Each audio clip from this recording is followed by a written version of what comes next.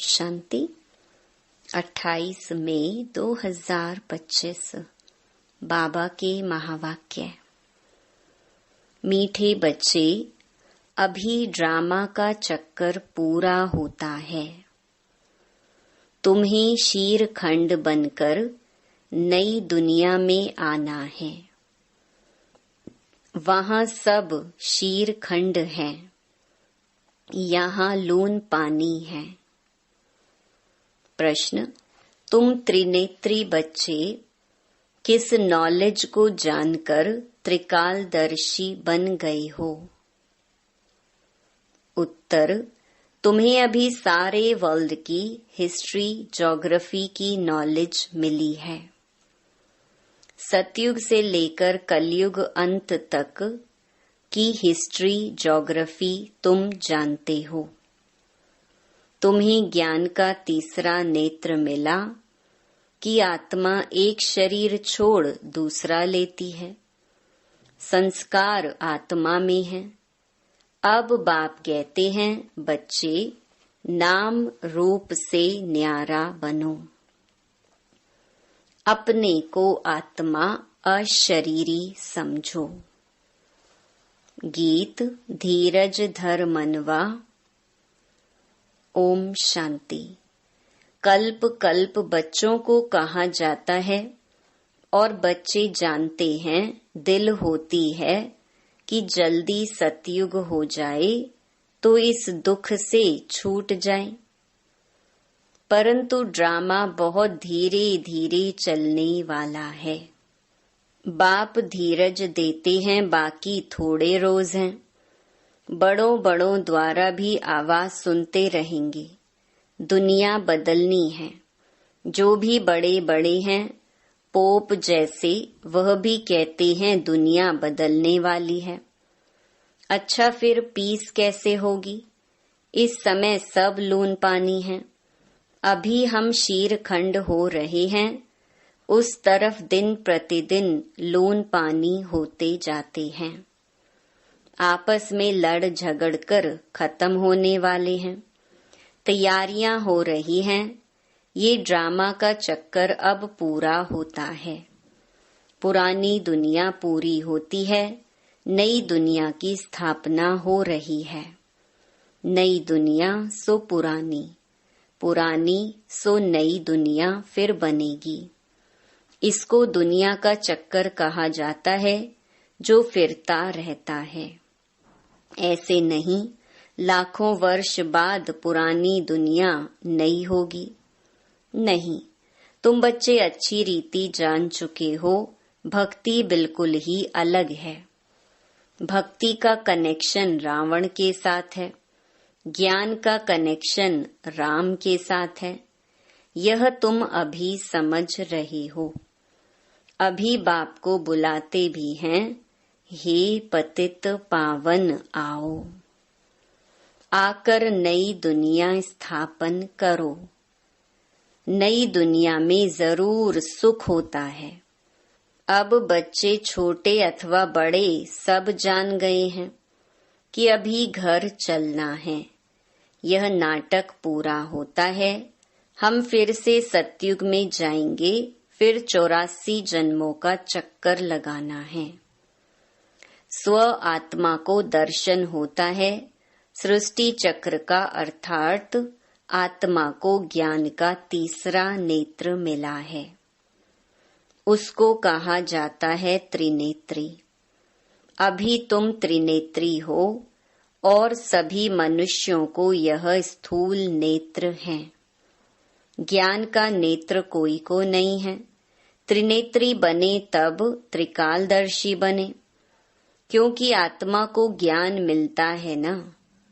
आत्मा ही एक शरीर छोड़ दूसरा लेती है। संस्कार आत्मा में रहते हैं। आत्मा अविनाशी है। अब बाप कहते हैं, नाम रूप से न्यारा बनो। अपने को अशरीरी समझो, देह नहीं समझो।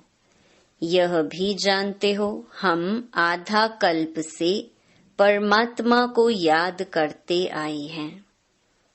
इसमें जब जास्ती दुख होता है तब जास्ती याद करते हैं। अभी कितना दुख है, आगे इतना दुख नहीं था। जब से बाहर वाले आए हैं तब से यह राजाएं लोग भी आपस में लड़े हैं, जुदा जुदा हुए हैं। सतयुग में तो एक ही राज्य था।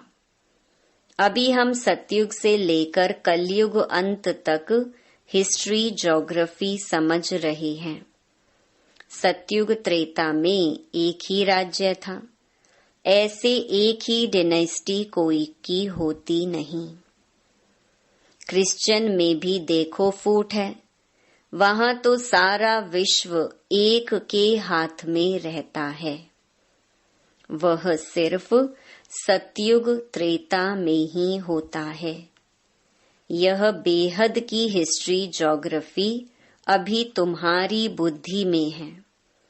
और कोई सत्संग में हिस्ट्री ज्योग्राफी अक्षर नहीं सुनेंगे। वहां तो रामायण महाभारत आदि ही सुनते हैं। यहाँ वह बातें हैं नहीं। यहाँ है वर्ल्ड की हिस्ट्री ज्योग्राफी। तुम्हारी बुद्धि में है ऊंच ते ऊंच हमारा बाप है। बाप का शुक्रिया है जिसने सारा ज्ञान सुनाया है। एक आत्माओं का झाड़ है, दूसरा है मनुष्यों का झाड़। मनुष्यों के झाड़ में ऊपर में कौन है? ग्रेट ग्रेट ग्रैंडफादर ब्रह्मा को ही कहेंगे। यह जानते हैं ब्रह्मा मुख्य है, परंतु ब्रह्मा के पीछे क्या हिस्ट्री ज्योग्राफी है यह कोई नहीं जानते। अभी तुम्हारी बुद्धि में है ऊंच ते ऊंच बाप रहते भी हैं परम धाम में। फिर सूक्ष्म वतन का भी तुमको मालूम है।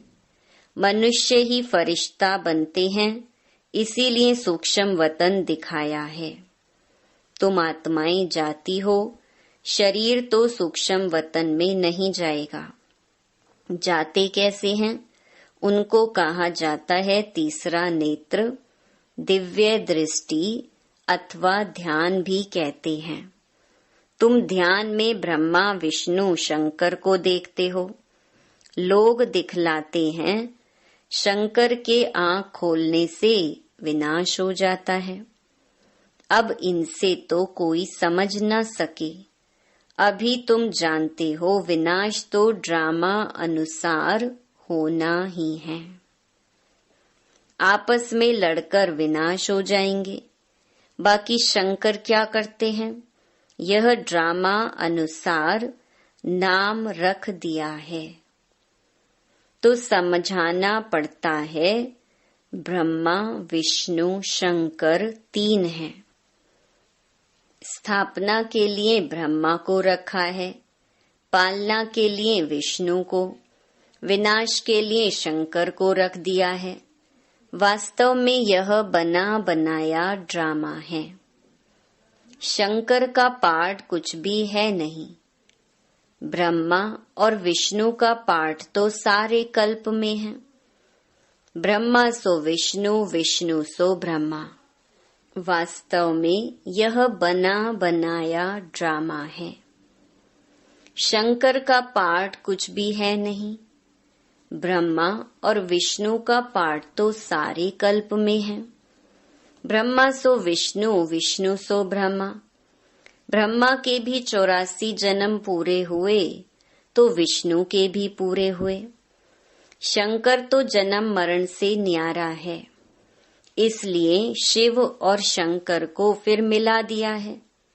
वास्तव में शिव का तो बहुत पार्ट है। पढ़ाते हैं। भगवान को कहा जाता है नॉलेजफुल।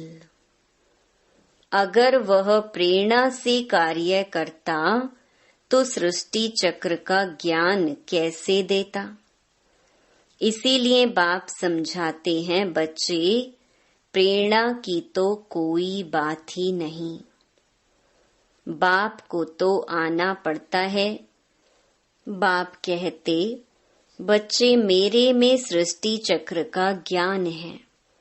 मेरे को यह पाठ मिला हुआ है, इसीलिए मुझे ही ज्ञान सागर नॉलेजफुल कहते हैं। नॉलेज किसको कहा जाता है? वह तो जब मिले तब पता पड़े। मिला ही नहीं है तो अर्थ का कैसे मालूम पड़े? आगे तुम भी कहते थे ईश्वर प्रेरणा करते हैं, वह सब कुछ जानते हैं। हम जो पाप करते हैं ईश्वर देखते हैं। बाबा कहते हैं यह धंधा मैं नहीं करता हूँ, यह तो जैसा कर्म करते हैं उसकी खुद ही सजा भोगते हैं। मैं किसको नहीं देता हूँ, ना कोई प्रेरणा से सजा दूंगा। मैं प्रेरणा से करूं तो जैसे मैंने सजा दी। कोई को कहना कि इनको मारो, यह भी दोष है, कहने वाला भी फंस पड़े। शंकर प्रेरणा दे तो वह भी फंस जाए। बाप कहते हैं मैं तो तुम बच्चों को सुख देने वाला हूँ। तुम मेरी महिमा करते हो, बाबा आकर दुख हरो। मैं थोड़े ही दुख देता हूँ। अब तुम बच्चे बाप के सम्मुख बैठे हो तो कितनी खुशी होनी चाहिए। यहाँ डायरेक्ट भासना आती है। बाबा हमको पढ़ाते हैं, इनको मेला कहा जाता है। सेंटर्स पर तुम जाते हो, वहाँ कोई आत्माओं परमात्मा का मेला नहीं कहेंगे। आत्माओं परमात्मा का मेला यहाँ लगता है। यह भी तुम जानते हो मेला लगा हुआ है। बाप बच्चों के बीच में आए हैं, आत्माएं सब यहाँ हैं। आत्मा ही याद करती हैं कि बाप आए। यह सबसे अच्छा मेला है। बाप आकर सब आत्माओं को रावण राज्य से छुड़ा देते हैं। ये मेला अच्छा हुआ ना, जिससे मनुष्य पारस बुद्धि बनते हैं। उन मेलों पर तो मनुष्य मैले हो जाते हैं, पैसे बर्बाद करते रहते हैं, मिलता कुछ भी नहीं। उनको मायावी आसुरी मेला कहा जाएगा। यह है ईश्वरीय मेला। रात दिन का फर्क है। तुम भी आसुरी मेले में थे, अभी हो ईश्वरीय मेले में। तुम ही जानते हो बाबा आया हुआ है। सब जान जाएं तो पता नहीं कितनी भीड़ हो जाए। इतने मकान आदि रहने के लिए कहाँ से लाएंगे? पिछाड़ी में गाते हैं ना, अहो प्रभु तेरी लीला। कौन सी लीला? सृष्टि के बदलने की लीला। यह है सबसे बड़ी लीला। पुरानी दुनिया खत्म होने से पहले नई दुनिया की स्थापना होती है। इसीलिए हमेशा किसको भी समझाओ तो पहले स्थापना विनाश फिर पालना कहना है। जब स्थापना पूरी होती है तब फिर विनाश शुरू होता है, फिर पालना होगी। तो तुम बच्चों को यह खुशी रहती है, हम स्वदर्शन चक्रधारी ब्राह्मण हैं, फिर हम चक्रवर्ती राजा बनते हैं। यह कोई को पता नहीं इन देवताओं का राज्य कहाँ गया, नाम निशान गुम हो गया है। देवता के बदले अपने को हिंदू कह देते हैं। हिंदुस्तान में रहने वाले हिंदू हैं। लक्ष्मी नारायण को तो ऐसे कभी नहीं कहेंगे, उन्हों को तो देवता कहा जाता है। तो अब इस मेले में ड्रामा अनुसार तुम आए हो। यह ड्रामा में नोंद है, धीरे धीरे वृद्धि होती रहेगी।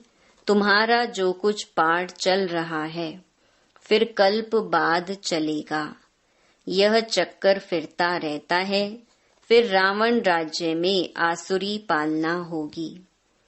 तुम अभी ईश्वरीय बच्चे हो, फिर दैवी बच्चे, फिर क्षत्रिय बनेंगे।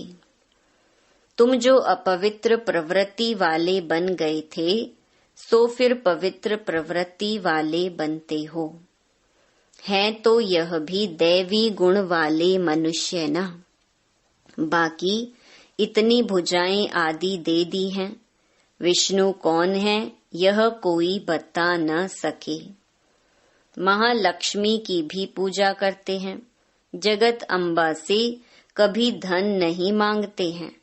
धन जास्ती मिल गया तो कहेंगे लक्ष्मी की पूजा की, इसीलिए उसने भंडारा भर दिया। यहाँ तो तुम जगत अम्बा से पा रहे हो परम पिता परमात्मा शिव द्वारा। देने वाला वह है। तुम बच्चे बाप दादा से भी लकी हो।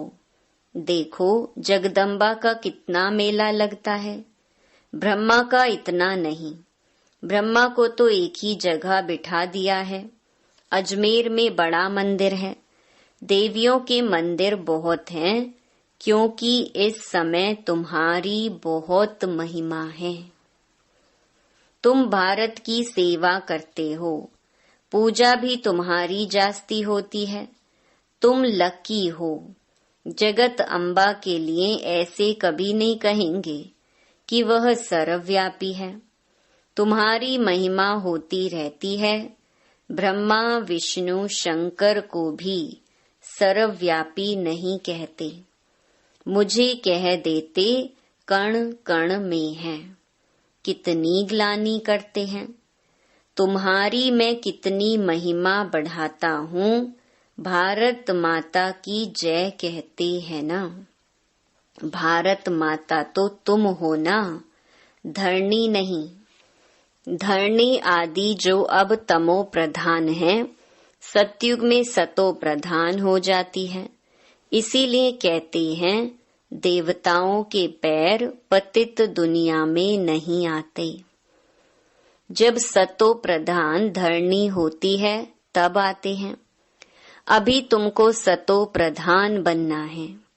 श्रीमत पर चलते बाप को याद करते रहेंगे तो ऊंच पद पाएंगे। यह ख्याल रखना है। याद करेंगे तो विकर्म विनाश होंगे। श्रीमत मिलती रहती है।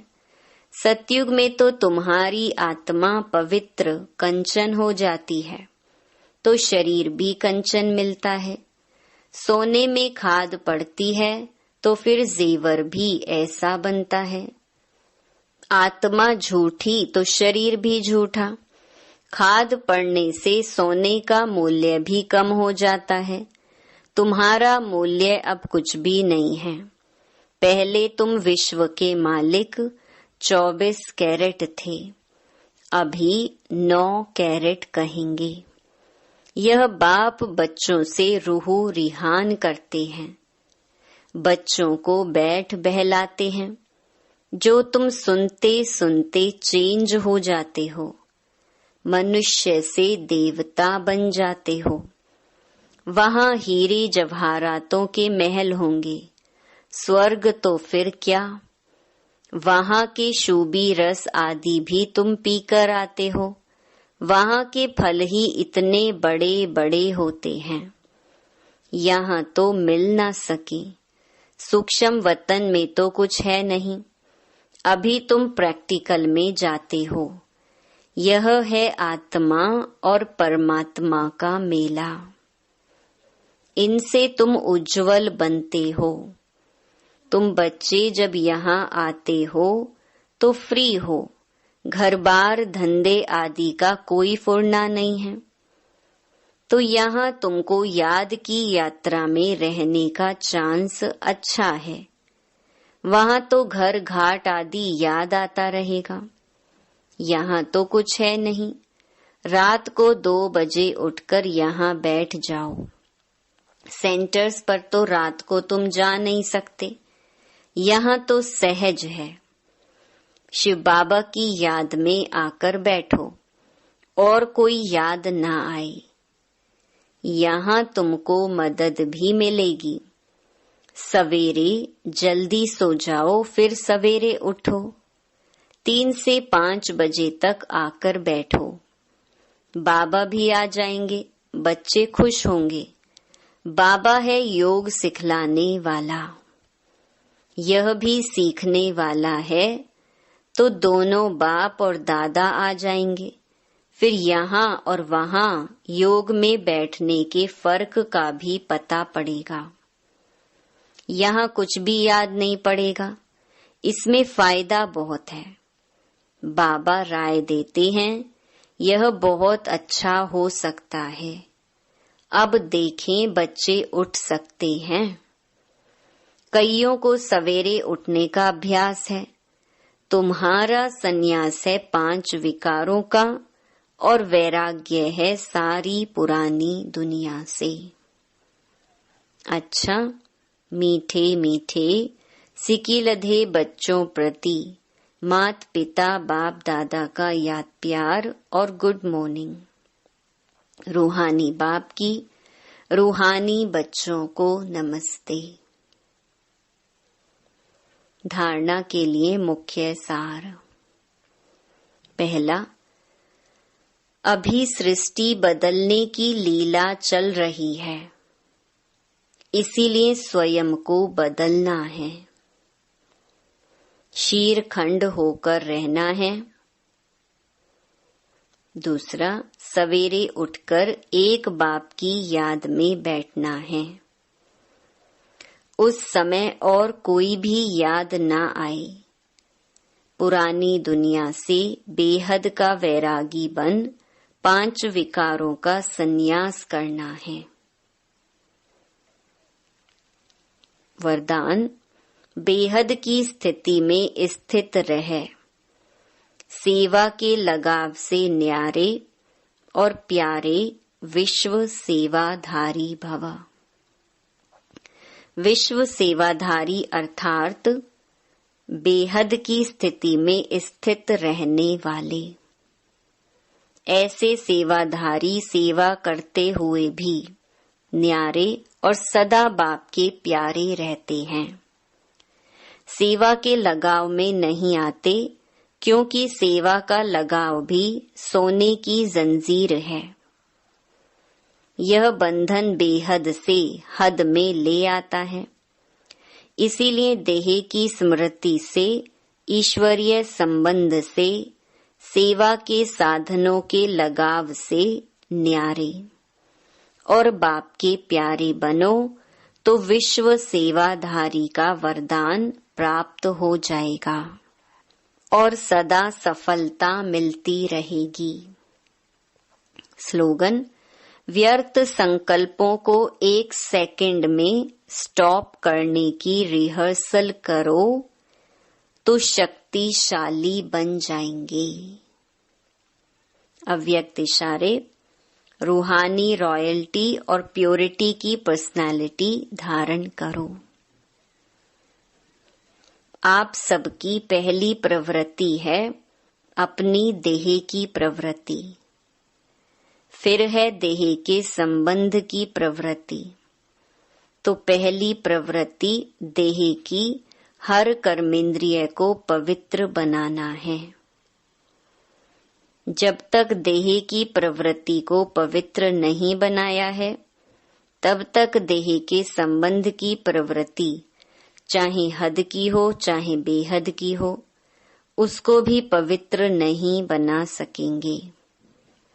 तो पहले अपने आप से पूछो कि अपने शरीर रूपी घर को, अर्थात संकल्पों को, बुद्धि को, नैनों को और मुख को रूहानी अर्थात पवित्र बनाया है। ऐसी पवित्र आत्माएं ही महान हैं। अच्छा, ओम शांति।